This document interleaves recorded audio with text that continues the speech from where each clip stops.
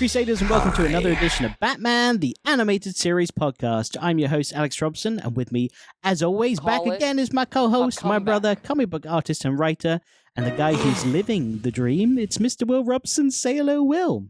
Living the dream of being a really fat guy who's happily married and works in the comic industry. He's here to work. I'm here to eat. But now, should we talk about the episode that some people say is the best episode of Batman, the Animated Series? It's not, but yeah. That's on the poster. Perchance a dream. The best episode of Batman, the Animated Series? Will Robson. It's not, but yeah. Wrong. I like it. What did you think of this episode? It's not as great as I remember it being, but it's still absolutely solid. Like, it's a good episode. It is a very good episode. I really enjoy this episode just because of the material that they use is so not what you see in a cartoon, and I really like where they take it and what they do with it. I mean, yeah, you have some questions. Like, my biggest problem is Mad Hatter didn't take off Batman's mask before hooking him up to the Dream Machine. Like, the dude would have done that. What an idiot! Another problem I have is why Mad Hatter is still choosing to be a criminal when he's created a device that literally puts people in their dream world. Like, he could be a billionaire, more rich than Bruce Wayne overnight with this machine. It's very true, but what did he get? He's got done for stalking and kidnapping and all that stuff. So I don't think he'd have to serve his time before he can be like, look at my design. My favorite thing about this episode, though, is that we discover the mystery about what's happening to Bruce as he discovers it as well. Like, they could have easily talked down to kids, which I know is one of the reasons we love this show, is that the show rarely does dumb it down for children. I loved this episode as a kid. I even said to my wife while watching it, like, it's probably why I like wanky shit, because I remember this being a standout episode for me. Really? It's like it's quite complex for like a kid's cartoon. But do you remember any fucking kid growing up turning to you being like, I don't get this. This is too complicated for me. No. It's interesting there's no music at the start during the car chase. Did you notice? The car chase was just like the folly of the screeching tires, the Batmobile, like... Yeah, I dig that, though. I liked it too. It was no music until Batmobile parked and then Batman ran inside. That's when the music started. So I thought that was pretty good. It's like, say what you will about Star Wars Episode 1, but the pod racing with all that amazing sound folly that they do for all those machines. Oh, that was so good, dude. That's exactly the sound I was thinking of. And then the all that stuff. It's just so good. Sometimes you just don't need a score to make something. It makes it more impactful. It does. And the sound of the Batmobile has such great sound effects anyway. I really like it in this show. Also, speaking of music, they give away that it's the Mad Hatter behind this right at the start, because when the title card pops up, it's the Mad Hatter's theme. So that's a nice little Easter egg for people. Well, and his theme is kind of like dancing through the whole episode, isn't it? Yeah, it is. Yeah, it is used a lot in the episode. So Batman used a batarang on a rope to enter the building at the start, and I was like, that's so interesting, the times he chooses to use a batarang with a rope and climb up the side or use a grapple. I don't know if there's a rule. With the fake Batman, like when the police come, he goes to grapple away. You think he's gonna fly off, but he just goes up one story and then it's like, yeah, I gotta climb this rope. See you later, everybody. In good bat climbing, as in good driving, one must never sacrifice safety for speed. But I love how even in Bruce's fantasy, where his parents are alive, he's engaged to Selina Kyle, he still doesn't want to work at Wayne Enterprises day to day. He's just like, it's Lucius Fox's job. I don't want to do that shit. It's just makes the money, baby. But when it started, and Thomas was like, oh, we have to go to the board meeting to check in on whatever it was, investors. I immediately went bong blang, thinking I looked at my wife being like, imagine a Succession version of Wayne Enterprises. She was like, oh, I'd watch that show. So fucking spicy, so true. So Selina shows up at Wayne Enterprises and takes off her gloves, and she says to Bruce, your mother called, darling, said you could use some cheering up. And I was like, are you about to fuck? She takes off one glove, which to me says it's about to be, you know what I'm saying? She's gonna stroke that bat ball. She puts the glove over his dick. He's like, oh, okay. This is new. Try to make it to the end. And then afterwards, she puts the glove back on. He's like, what? I'll save this for later. I love this bitch. I can't wait to marry her. This is the woman for me. God damn, that was some hot shit. And because this is a dream, imagine cutting back to the real world where Mad Hatter is just watching Batman. Batman's just pitching tent, like it's just like pushing through his boxes, and Mad Hatter's like, "What are you dreaming about, dude?" Little helmet pokes up above like the bat belt. It's got horns. Da, da, da, da. Oh my god, it'd be so funny if it was just like, it's like all he's doing is having wet dreams. I just can't stop it. Mad Hatter's just like scooping into his hat. He's like, I don't know where else to put it. Quick, minions, get me another hat. We're out of hats, boss. That's it. We're done. Wake him up. We're done. There was a ghost. There's ectoplasm. It would be crazy if this episode was longer and like it was like years and he married Selina and he had like kids and everything. Can you imagine if he gets all the way to like Batman Beyond, like he's an old man, and then he wakes up and it's only been like half an hour on the Mad Hatter's chair? That would be crazy. Be like, whoa, that was some good shit, man. Put me back under. I want to do it again. I can either go back to the real world where I can read fine, but my parents are dead, or I could live in a world where my parents are alive and I'm extremely dyslexic. That's a tough one. TV exists, right? We're good. Sign me up. I'm in. Did you get my text message? Alfred, what does it say? It's a photo of her holding up a glove that's very sticky, sir. I thought Bruce driving in that drop-top car was very cool when he was like escaping Wayne Manor, and I felt what's crazy? When I worked on Batman, I had him drive out as Bruce Wayne in a little open rooftop car that looks exactly like that car, and I have him wearing a polo and he's got like gear and stuff, and I was like, did my subconscious do that because of this episode? Like, anybody go look at my work in Batman Urban Legends issue. And you'll see like later on in the issue, and I was like watching this like, oh crap, I think I must have got this from here. That's really cool. I love that. Maybe you were in a dream world when you drew it. Maybe I've never worked. So I'm gonna wake up and I've never worked for any of these comic book companies. But you'll be thin. Would you stay in that world? Oh yeah, fair trade. So long, career.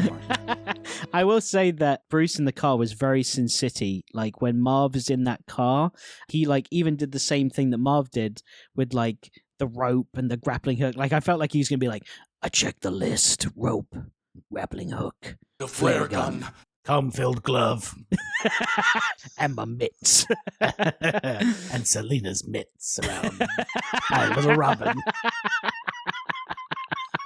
I noticed that the shop clerk was voiced by Mad Hatter as well. No I problem. thought that was a little tease before he finally shows up at the end. And then the police show up and they want to take Batman away. And he looks all defeated when he says, very well.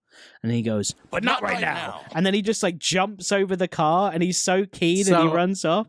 Unnecessarily jumps over the car. He could have just kept running. Cops cracked me up because they like were chasing him and running. They reach the wired fence and they're like, ah, crap. Well, that's it for us. Fence is my only weakness. Yeah.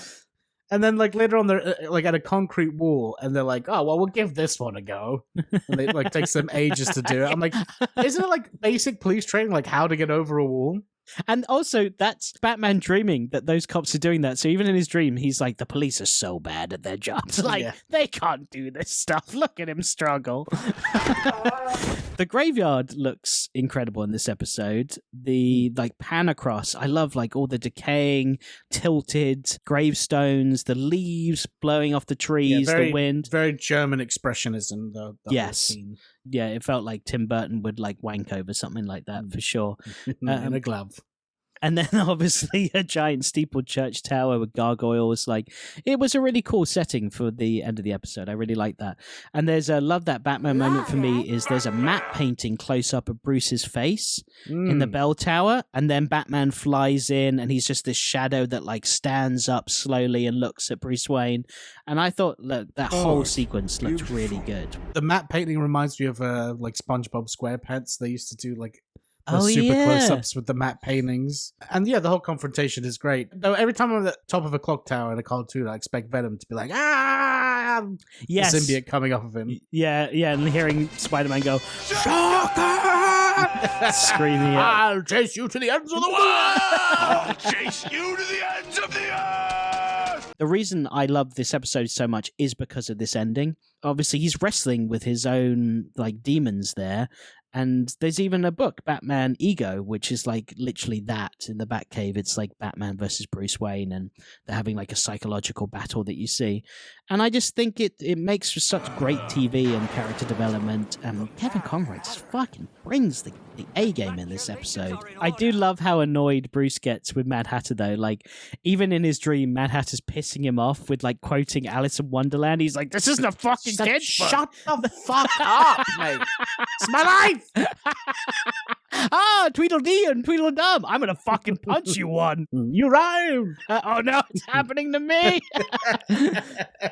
And I like how Mad Hatter even tries to implant that seed of doubt in his mind, which is, again, is Bruce. Like, that's his subconscious being like, but will you survive, though? And then it's just him being like, then I'll see you in my nightmares. It's so fucking cool. Great line. And I did think the random little Gordon scene at the end, like, I know it's there because Batman can then say the line of, like, you know, it's what dreams, the stuff dreams are made of. But Gordon says, like, do you know what this is? Like something for the boys in the lab to play with? Like, any idea what it is? If I was Batman, I'd be like, do not let anyone near that. Gordon's probably like, Batman, just can you wait a second? Because it's probably going to take months for our lab people to figure this out. Like, they're not the most educated. It's all that we could afford at fucking the Gotham police station. Like, if you could just give us... he's gone. He's gone. This is going to cost a lot of money to do. Gordon puts it on. What do you think Gordon's dream world would be? Getting a handy from Selina Kyle with no glove. That's all he needs. Just give me the glove. The glove coming down the aisle. Whose is this? Bruce at the wedding like, you sloppy seconds, motherfucker. I hadn't showered that day, and I fight crime in a rubber suit. Really seals in the flavor. Oh, dude, Jesus. So I thought of an alternate ending for this episode. You want to hear it? Go on, then. So Batman goes back to the Batcave after escaping the dream world and arresting Mad Hatter. Alfred comes down with a tray in hand as per usual. Batman this time seems really shaken, so Alfred notices this, and he puts the tray down and asks him if he's all right. Bruce tells him about the dream machine, his parents being alive, engaged to Selina, and how real it all felt, and how much it's like completely messed with his head. And Alfred sees the pain in Bruce, and he goes like, "You've made your parents proud, you've made me proud," like comforting him to a level that Batman is just like, "Thanks, Alfred, you know, that's made me feel better." Alfred then says like, "Right, I'm going to go make some breakfast, and it's going to be okay." And Batman like smiles, and then he goes, "There's some fresh coffee there and a newspaper." And Batman then grabs the newspaper, opens it up, and none of the words make sense. And then you just cut to black, baby. But then that means that he's still in the dream world. That's right, motherfucker! And it would never be answered in any of the other episodes. No, like, is he don't dreaming? do that. I thought you were setting up the end of Inception, where something gives a little quiver, where you think it's a ambiguous ending. But what you pitched was even worse than that. So yeah, throw that away. Okay, so Jimmy, chuck it in the bin. Maybe the newspaper you just see like has jumbled up letters, but he never grabs it, so he doesn't. But then, as the audience, we know that he's still in the dream world, so that's not fucking but is ambiguous at all. That is the worst idea I've ever heard in my life. Yeah, you're right. It's not very good. When I wrote that, I was like, this is pretty good. I'm going to tell the writer later on my cool story. Whoopsie. It's so bad. Okay, some honorable mentions here. Dong Yang animated this episode, and I thought it looked really good. There were some things I noticed that looked a bit iffy, like the animation. Yeah, was but really there's a clean. lot of like the eye, like twitchy. Like, Oh moving my stuff. god. When Bruce Wayne sees his parents and his dad's like, "Your mom and I have got an appointment on the golf course," and he walks away. Bruce Wayne. If you know what I mean. That's our bedroom, son, and I'm gonna give her a hole in one, if you know what I'm saying. All right, our utility belt of fun facts. There's quite a few here because it's obviously a big episode, but I'll rattle through them. Kevin Conroy stated several times that this was his favorite episode of Batman the Animated Series. That doesn't surprise me because he got to do so many voices in this episode. He got to do his Bruce Wayne voice and his Batman voice. He got to do Thomas Wayne, which he put a different inflection on. And he got to do Evil Batman, which was really interesting to hear him be like, I'm a bad guy now. So, yeah, I thought for a voice actor, it's Perchance to dream come true, this episode. And, I mean, the way he acts, like, so fucked off when he's out of the machine and he looks at her like, you tricked me into thinking that my fucking parents were still alive? Yeah. Like, you showed me a world I've always wanted that wasn't real. I would not put it past Batman to be like, no, I'm going to beat the shit out of you. Just start like fucking kneeing him in the face and like punching him. The police, they show up and they're like, what happened here? He's like, I don't know, crazy world. I just found him like this. Yeah. Guys, he was really resisting arrest. You guys should know all about that, right? You know, they're like, don't blame it on us, Batman. We have enough bad PR. What? Okay, let's say Mad Hatter was successful, right? What happens next? Does he have to like spoon feed Batman like while he's like sleeping? That's what I was thinking. Does he like shit in his britches on the table? Like, I don't know. Did I just flirt? Are those two guys there to just care for Batman? Like, you know, like he's in the Matrix or something in one of the pods? It's been 3 months. Oh my God. And all he does is shit ass constantly. No matter what I feed him, it's loose stool. You see a huge stain down like down the machine. That is one big pile of shit. You put me under, Mad Hatter, and you covered me in shit. You're disgusting. You maniac. You maniac. You made me believe my parents were alive. You put poo all in my butt and around my legs. It's in my boots. How'd you get it in there? That's commitment. You, of all people, have the gall to ask me that!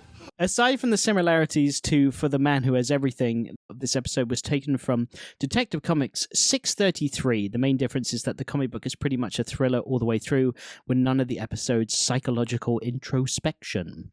So that's an interesting take. No Picasso, but do you like it? An early hint to the twist that leads Bruce Wayne to realize he is in a dream is a shop front scene in the episode features a sign with a random combination of letters rather than a store name. Did you see that? No, I thought you were going to refer to when he's like, why would I be upset? My life's a dream. It's a dream life. The life I'm living is just the best dream. I'm dreaming, but I'm not. It's my life. Why can't I stop saying dream? What's happening? Dream. My favorite Allman Brothers song is Dreams. And I'm going to sit down and watch a movie made by DreamWorks. And what else can I throw in here? I'm going to eat some ice cream. Catwoman, she's quite dreamy, eh? And you know what? This episode kind of proves that his true love is Selina Kyle, right? Because in his subconscious, he marries her. So that means deep down, his true love is Selina Kyle. I actually think it's Andrea from Mask of the Phantasm, but you believe it's Selina Kyle? That's a very good point. But at this point in the story, he's already met Andrea, right? Yes. Because that was early days. So I think he's down to clown with Selina Kyle. I think that's what it is. Yeah, I guess he's moved. Well, Andrea became the Phantasm, and like I think that was it for him, where he said goodbye. Catwoman is a villain herself. Yeah, I know, but I guess she's like, different. I like a bad girl. I love justice, but I do love a bad girl. I love justice, and I love just that ass. Yeah. He's in the bedroom, and he's like, please tell me I've been a bad boy. She's like, that's like his thing. You've been a bad boy. Oh, I'm so horny. How bad have I been? You're hot. Now you notice. So Batman figures out he is trapped in a dream when he is unable to read the books or newspapers. He later explains this by saying that the parts of the brain responsible for dreaming and reading are on different hemispheres and that it's possible to read a dream. This is a myth. False. Which a younger version of me did not know. This was my fun fact when I would go on a first date. All throughout my teens and my 20s, if I went on a first date, I would kind of work that into a conversation. That was my fun fact. Be like, did you know you can't read in a dream? And never tell them that I learned that from Batman the Animated Series. And it wasn't until in my early 30s did I read that that's bullshit. And my whole life came. I was like, Bruce Wayne in this episode, I was like, it's all a lie. Like, kind of freak out. You're such a fucking nerd for like that to go to. Like a Thanks. pickup How do you like line. your eggs in Like, the hey, morning?" by the way, did you know this? It's like, wow, where'd you learn that from? Cartoon. You're like, it's from my favorite show. They're like, oh, what is it? Like Breaking Bad, Mad Men, or something?